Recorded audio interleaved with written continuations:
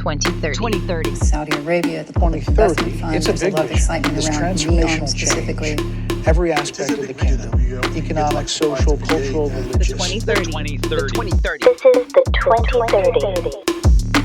Yalla, yalla, yalla.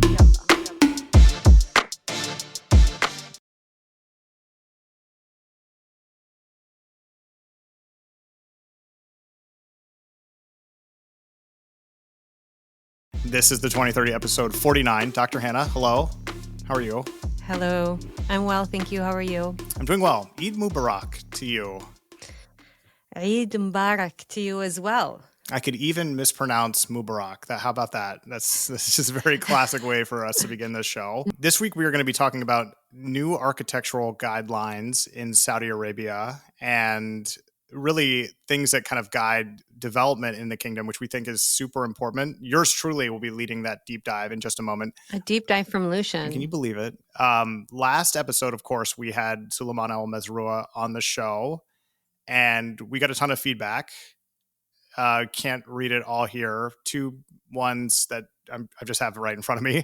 Rania says, you were brilliant as always, and as usual, Suleiman. Abu Khalid. Could have called him that.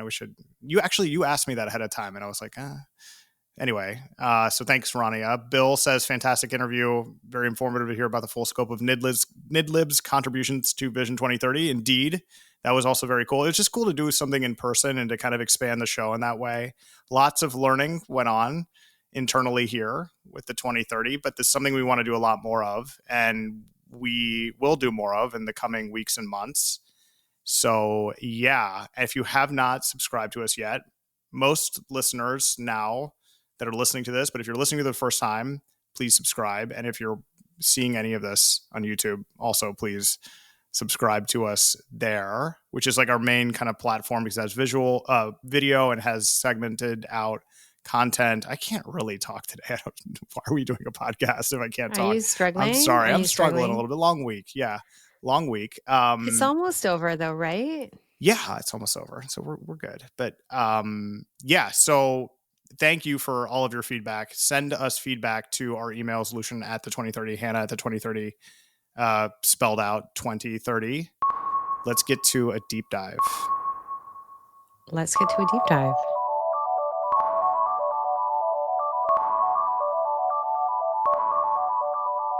Deep dive this week, Dr. Hanaa. We have a new architectural map of Saudi Arabia that was launched by His Royal Highness the Crown Prince Mohammed bin Salman. And I wanted to go into this a little bit.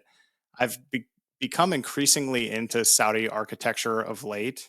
So I was really stoked when I saw this. But Saudi Arabia is identifying and solidifying its heritage through new urban development guidelines that incorporate the kingdom's indigenous design traditions. It's a new map that shows different regions of Saudi Arabia and the Saudi architecture characteristics of those 19 different architecture styles, each inspired by the kingdom's diverse regions and cultural traditions.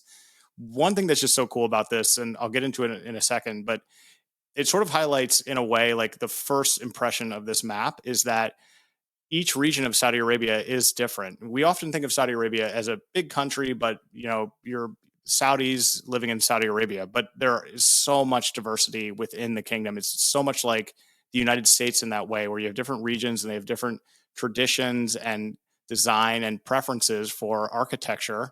So it's really cool in that respect. But the initiative will serve as a guideline for developers and urban planning and those planning urban planning projects, ensuring that new developments complement their surroundings while integrating traditional architectural elements into modern designs.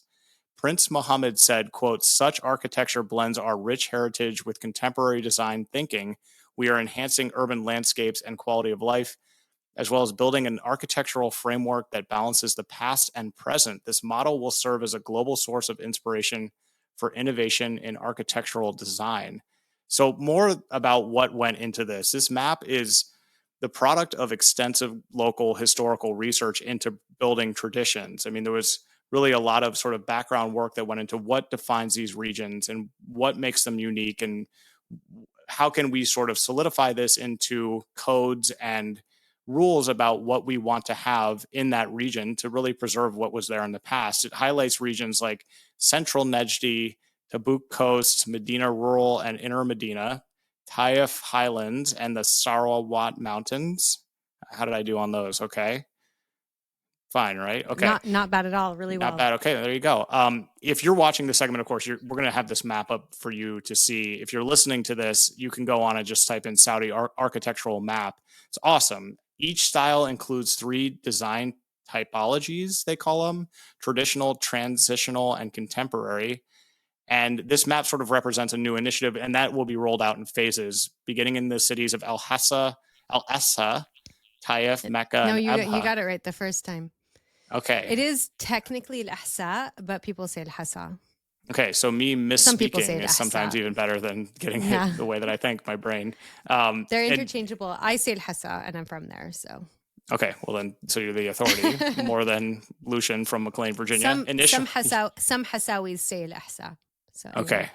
Okay, I'm going to go with you on this one, though. So Okay, initial thanks. applications are focused on major projects, including government and commercial buildings. And actually, you see this already. You see it in Diriyah. You see it in other big buildings that are going in. But what's happening here is it's sort of being codified and systematically implemented everywhere. Implementation will primarily occur through partnerships with government agencies, engineering firms, and real estate developers. By 2030, the plan is projected to contribute more than 8 billion rials, which is $2.1 billion to the kingdom's GDP, and generate more than 34,000 jobs in engineering, construction, and urban development. So taking this all in, here's just what I think about it and why I think it's cool. I think without any data to back it up at all, and this is a claim that I make as if it's, known to everybody, I think people really like to visit places that are unique and that have identity. They have like a soul.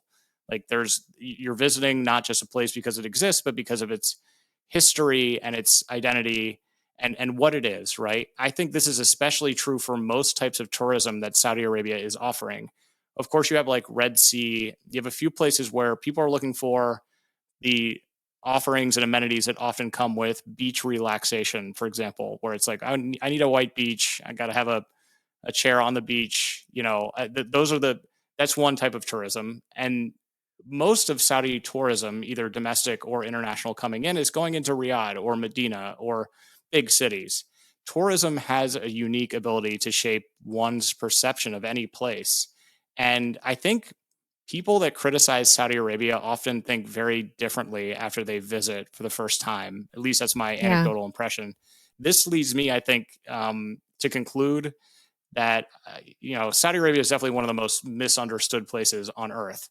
When people visit Saudi Arabia, and especially when they go to Diriyah or places that have history and heritage, and that history and that heritage is not hidden, but it's celebrated and it's on full display, it seals in their memory and their perception what is different about that place. It's a criticism sometimes leveled against Dubai, right? Dubai is a global city, huge. It gets millions and millions of tourists every year. But you have to really look to find things that make it culturally unique from other big global cities.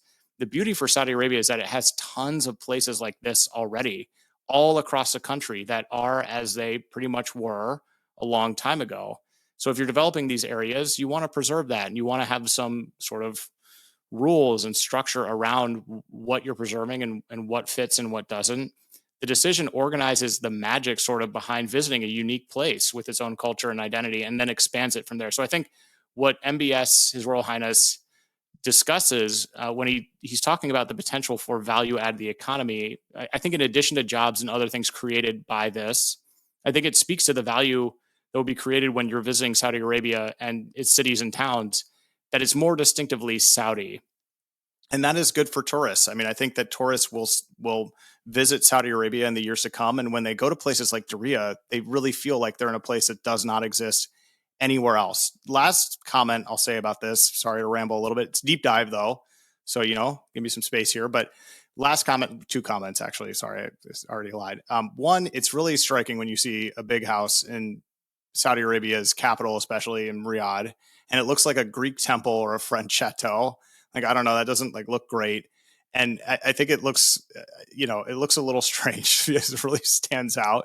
I think in the United States, and especially in historical towns like the one that I'm living in when I'm here, these guidelines are actually laws. Like, these are real restrictions because they want to preserve the vibe of the place. Like I cannot imagine going into the town council here and seeing the look on their faces if I told them, hey, I'm converting my coastal style house to Salmani.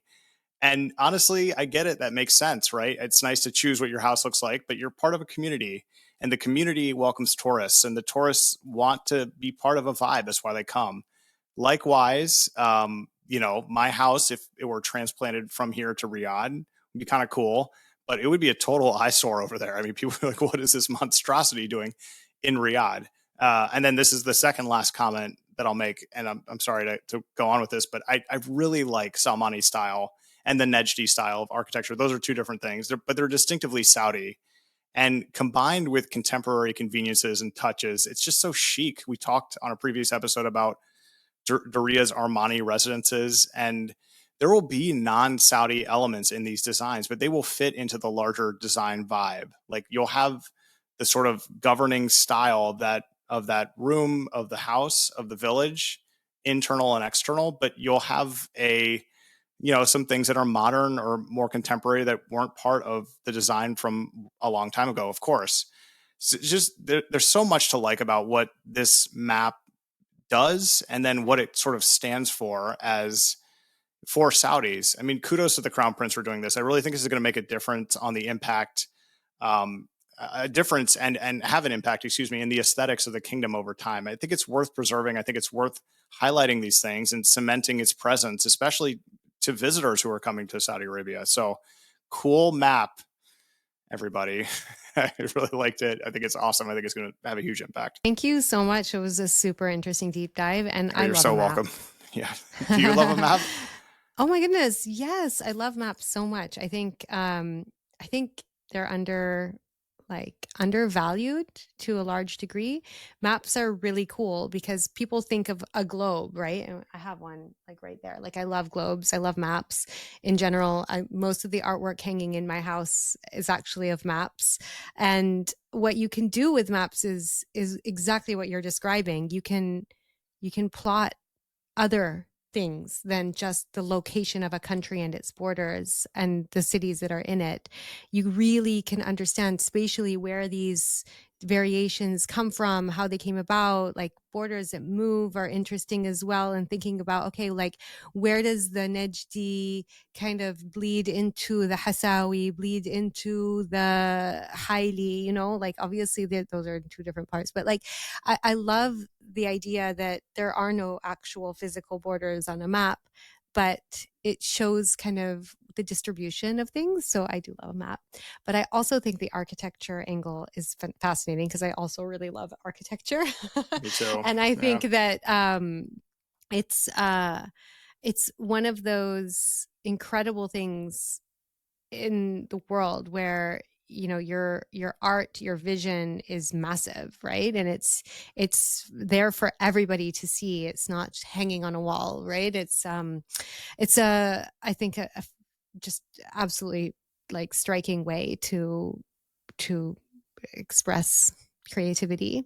And as you mentioned, Saudi's so unique and so diverse and so different, and there's probably a lot of architecture that doesn't represent Saudi in any way, shape, or form, that is kind of this mass production of housing and homes and apartment buildings that really took off for a while to fill a need. And I'm so happy that there is a directive that is more top down to stop that from happening, because the eyesores that you see are so disturbing in the midst of some beautiful old architecture. So preserving that is so important. And I think one of the things that I really like are these Maison Assouline books that are, whatever, coffee table, beautiful books of photographs. And obviously there's quite a kind of big series on Saudi. And in those, when you look at the photos of the old architecture, it's beautiful, and it's not necessarily the first thing you see. So I'm very, very excited that there's an effort to make sure that is what people see when they come to Saudi.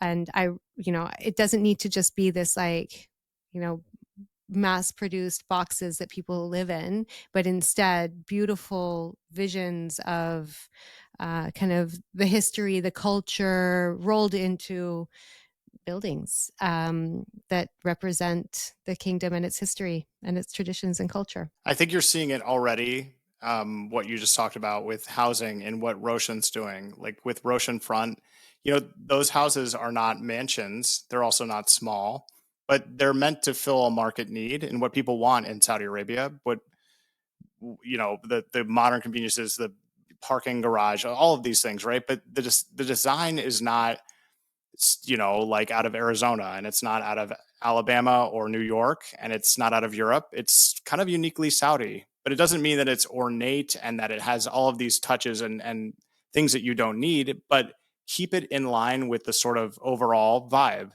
right? I mean, like my parents' house in McLean is in a neighborhood, and now like people are tearing down the houses that are in that neighborhood because the land is valuable, and they're putting up these eyesore monstrosities. I'll show you some pictures. You wouldn't believe that these houses are being put up because there's no governing design to the houses. So people are like, give me a modern minimalist, but also like Adobe roof. And you're just like, what is happening? This is not the neighborhood that I knew and grew up in. And it feels out of place. And that is true anywhere. So I think this is really cool. I think what Roshan's doing is cool with a lot of their developments as well. So funny story on that, and not in Saudi, but my parents built a house in the kind of early 2000s in Seattle, or in one of the suburbs of Seattle, and it looked like a big log cabin. And their point was like, we want to have something that fits with the natural surroundings. The thing is, what happened was a bunch of other developers came and built these like California stucco looking big homes it was on the hill. And so when you'd look up the hill, if you're driving by, you'd see those homes and not my parents' house, which kind of blended into the background. So as kids, we were kind of like, but those ones look nicer, but actually thinking about it, they did the right thing. The house doesn't exist anymore. Actually, it was torn down by another developer, but they did the right thing by trying to blend it into the surroundings. And when you watch some of these really cool architecture shows on TV, the ones that blend into the surroundings where you use just really cool materials, those are the best. And you do need to respect kind of the history, the landscape, in order for it to actually make sense. Otherwise, it's just very random, I think. So I like that my parents knew what they were doing, and I wasn't really so sure about it. But now I appreciate it, right? Yeah, now you appreciate it. But people are like, what are the Almoaibeds doing in that old log cabin up there? Did they take the Oregon Trail over here? And so you could see the house from the lake because it was up on a hill, and you couldn't actually see it. You could see those really, really ugly, big, colorful ones, but you couldn't see our house as well. You'd have to really look for it because it blended in to the woods in the background. It's amazing. That is awesome. Do you ever watch the show This Old House? Have you ever seen that? No. Okay. Like I had to think about it. Anyway, it's really good. Check it out. Okay. But yeah, I'm happy to see this map. We're going to put up, you've seen it if you're watching it, but we'll put up a link up to it. You're so welcome. I'm so happy to do it. Yeah. I'm so happy. Let's get to the news. Let's get to the news.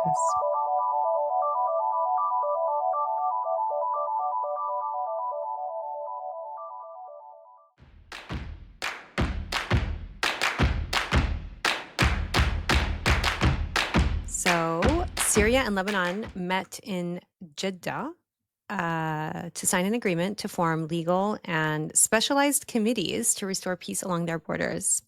The Saudi Defense Minister, Prince Khalid bin Salman, hosted the two defense ministers from Syria and Lebanon to discuss security and stability between the two countries. The Syrian and Lebanese defense ministers were discussing border security as there have been deadly clashes along the border between the two countries for weeks. And actually, they have had a rocky relationship over the past several years, many, many years, but especially in the last few weeks after there's been an escalation since the fall of the former president, Bashar al-Assad, in Syria. So there's an incredible effort that's being put forth in Saudi to help the two countries find some middle ground. Yeah, what we're really looking at right now is like we're like in the middle of the rise of Saudi Arabia regional and actually global diplomacy. And there's a really good article Yeah. that just an op-ed actually that came out recently by Karen Elliott House, who's an author and has spent a lot of time in Saudi Arabia. And it's in the Wall Street Journal. She uses the platform to talk about how Saudi Arabia is now really the Middle East diplomatic capital. In fact, that's the title. Saudi Arabia is the Middle East diplomatic capital. Just wanted to read a little portion of this because I thought it was pretty spot on. The Saudi Arabia's leader, MBS, is positioned to play a constructive role in the region if Mr. Trump wants to enhance stability there rather than simply make a splash. He's Mr. Trump's favorite Arab leader. Moreover, he has relations with China, he being His Royal Highness, has relations with China, Russia, and even Iran, in which they restored diplomatic ties into 2023, which we all know, and now seeks to broker talks between Washington and Iran. Along with Russia's Vladimir Putin, he has a decisive say over oil production and thus prices that influence the global economy. President Biden's pariah has suddenly become President Trump's peacemaker. And I think right in that comment, you understand why many Saudis prefer President Trump, because he has just a completely different attitude towards Saudi Arabia, which they think is more fair. I think is more fair. Mr. Trump allowed Saudi Arabia to host U.S. talks with Ukraine and Russia. Moreover, he's hinting that MBS will host the first face-to-face talks between Trump and Putin on a Ukrainian peace deal. All of this helps fulfill the Crown Prince's determination to position himself and the Kingdom of Saudi Arabia as a pivotal global player.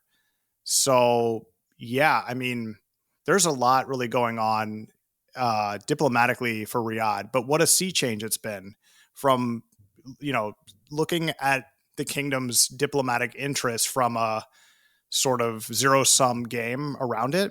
It's us versus them, it's Iran in this place, and therefore we must counter, to playing diplomacy. The reason is because Vision 2030 is the priority. And if you want to prioritize that, you need a stable, secure, safe place. You need to be diplomatically active to keep conflicts around you down and from spreading. Of course, that has some costs as well. But yeah, there's a lot going on diplomatically. This is cool.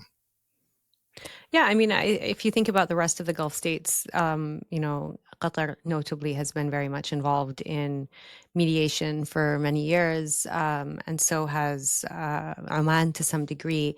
So I think that Saudi stepping up and really kind of filling that space even more, but doing it very strategically is definitely what we're looking at here. And actually, there was a piece by a colleague of mine, Neil Quilliam, at Chatham House, that kind of he unpacked this again, talking about some of the costs to doing that. But really, I think one of the things that I liked about Neil's piece was just saying that it's not necessarily, it's not the arena that this needs to happen in, but it is an arena of choice for places like the US, because what happens is you're just kind of using the office space of the Saudis, if you will, and you get to have these negotiations, amongst friends and in a place where it's actually, how did Neil put it? I think he said, basically the kingdom can provide, this, as in the good offices, with the attraction of it taking place in a grand palace with gracious hosts. And I do think that is really an upside that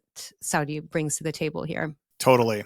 Tesla will start sales in Saudi Arabia, the EV car maker announced on its website. CEO Elon Musk and the kingdom have healed a rift that dates back to the billionaire's short-lived bid in 2018 to take the company private. Which, just pause, I actually went back when we were doing research for this news item, and I read the back and forth. Actually, this was a day or two ago, because I was super interested in this.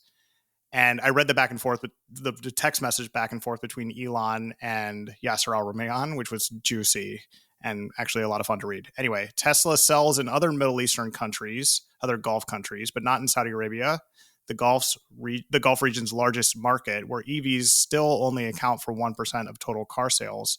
The brand has had considerable success in the UAE, where most ride-hailing apps offer electric vehicles as an option. The dispute between Musk and Yasser Al-Rumayyan began with a tweet in 2018 in which Musk said funding secured. I think we all remember that. That was kind of like a crazy moment in time to take Tesla private with the PIF. Of course, they didn't actually have a deal. Elon thought they did. Yasser disagreed.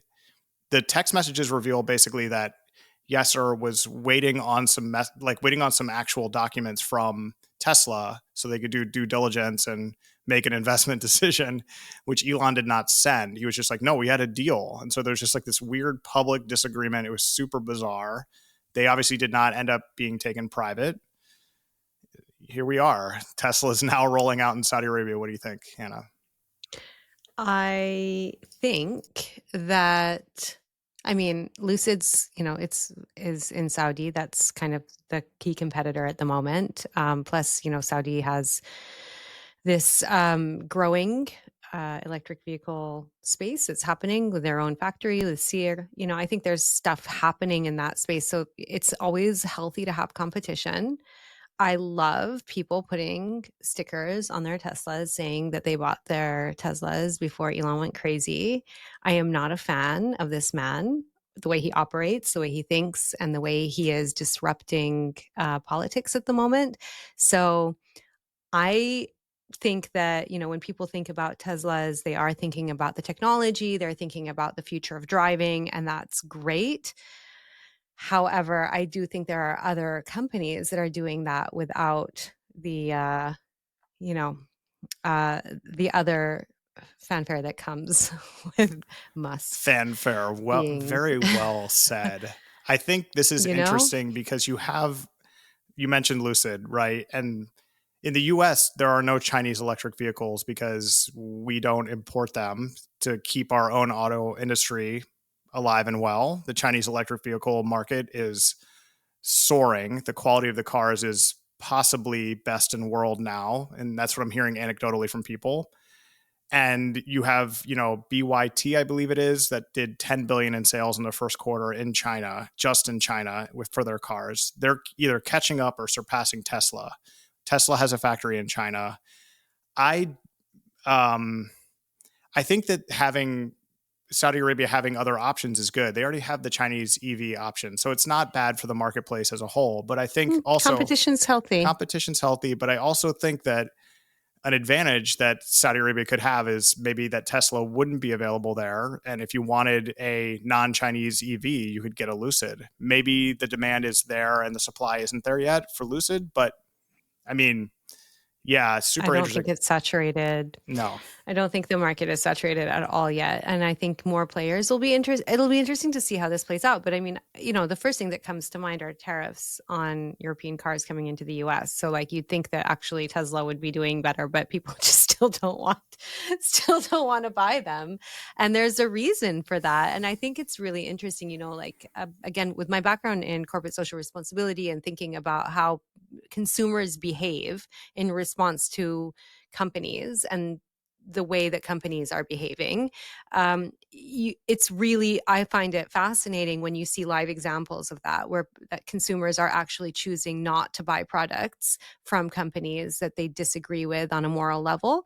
And that's one of the things that you're seeing happening with Tesla. And I think it's interesting because I do think that he appealed to a demographic that probably didn't necessarily agree with Trump's politics, right? And so now this is those two are best buddies at the moment. So it's interesting to see how it's affecting Tesla sales.